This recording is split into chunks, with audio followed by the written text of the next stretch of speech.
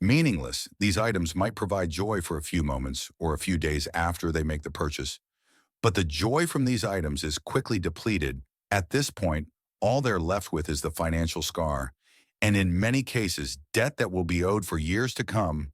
They're too busy stuck in the same cycle trying to keep up with their bills to realize this. Finally, we have the rich. They're the ones who have figured out how to make money work for them. And it wasn't all luck for them. Money isn't just about buying stuff, it's about making more money. Not necessarily so they can become ultra rich, but so that they can have a continuous stream of passive income. So working becomes an option. They focus on acquiring assets, things like investments, businesses, and property that will grow in value over time. Instead of spending all their cash on things that lose value, they put it into things that make them even more money. It's like they're playing a different game altogether, and it's one that leads to lasting wealth and financial security. The rich do like to spend money, just not in the same way. The poor middle class do. They'd rather spend on experiences and stuff that brings real joy instead of trying to keep up appearances or show off. Rich people aren't into spending just to show off or to spite someone they don't like.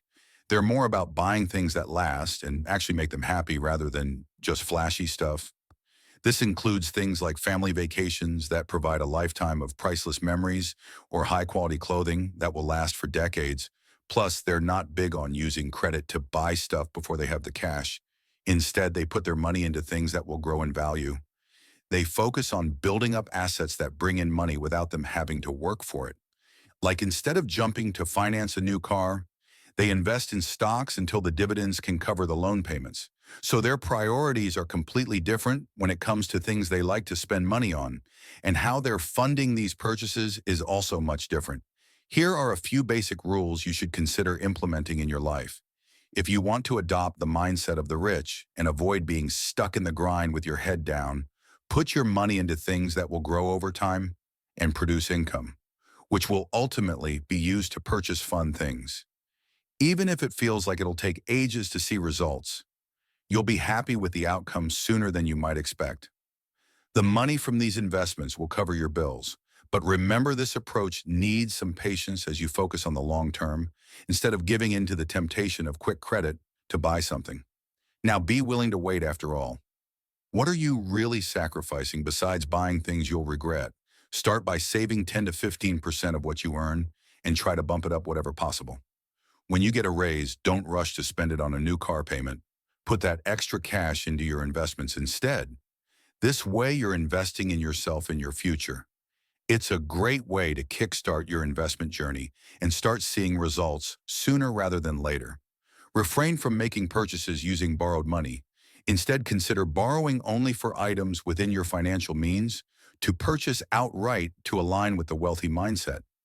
Only borrow money where it makes sound financial sense, rather than relying on it out of sheer necessity or lack of patience. As you can see, there are some major distinctions from the mindset of the poor middle class and the rich. A behavioral shift is sometimes all that's needed to get to a place of financial success. But first, you must realize what keeps these folks in the poor middle class before you become too busy yourself mimicking that behavior. In the end, each group has its own way of thinking about money. Whether you're buying trinkets, toys, or assets, the key is to think about what you really want out of your money and how you can use it to build a life you want. Get out of the rat race and begin to think like the wealthy. This will allow you to enjoy the best of both worlds: income to support your lifestyle and the things that make life fun. When it comes to money mindset and spending habits, the wealthy have a distinct approach that helps them maintain and increase their wealth while still indulging in life's luxuries. Here's the good news for you. You can adopt this mindset too, so you can become wealthier while also spending money on fun experiences, buying cool stuff, and earning money from various income streams. Contrary to the rich, the poor middle class have their own set of behaviors and beliefs, but surprisingly, the three aren't all that different from each other. My name is Chris, and I hope teach people about money, personal finance, and investing. If you're interested in improving your financial future, make sure to subscribe to the channel and hit the like button if this video is helpful. First up, we have the poor for them.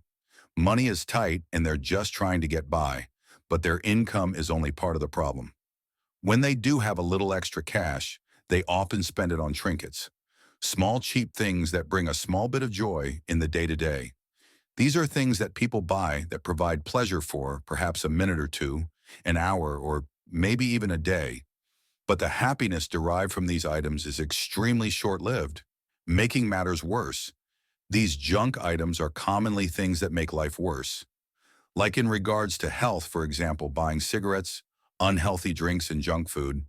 These things aren't necessarily costly on their own. But the problem is people make it a habit to buy these items routinely often. Right after they get paid, priority-ing them over other, more serious expenses, like safe, reliable transportation in a comfortable home. The problem is buying trinkets doesn't really help them get ahead financially. It's like a short-term dopamine boost that doesn't address any long-standing problems. And the cycle repeats itself with each pay period. The worst part is that these people often have no clue as to where they spent all of their money. To put it straight, it was aimlessly wasted on many small purchases, including snacks at the gas, Saint and other impulse buys next. There's the middle class. They're not struggling like the poor, but they're not super wealthy either. For them, money is about enjoying life and showing off a bit. They like to buy toys, fancy gadgets, nice clothes, maybe a flashy car, mostly depreciating assets. These things make them feel good and impress their friends. But here's the thing, toys don't last.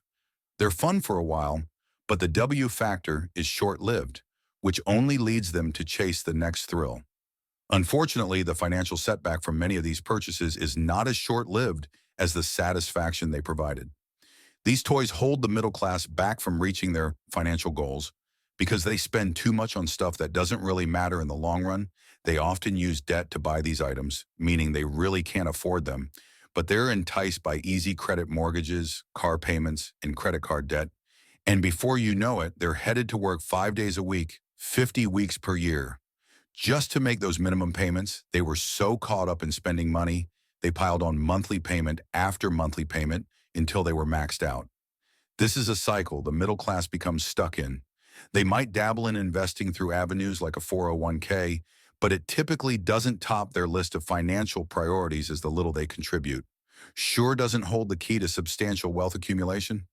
Instead, their focus often shifts towards conspicuous consumption, a desire to acquire items that project an image of affluence and success, even if it means stretching their finances thin and drowning in monthly payments. This penchant for living beyond their means can lead to a relentless cycle of working just to keep up with financial obligations, with each paycheck earmarked for bill payments rather than meaningful endeavors. Consequently, the middle class finds themselves tethered to the daily grind, sacrificing their time and energy to make sure their bills are covered rather than pursuing avenues that could lead to long-term financial security and prosperity. They failed to realize that the junk they're buying is basically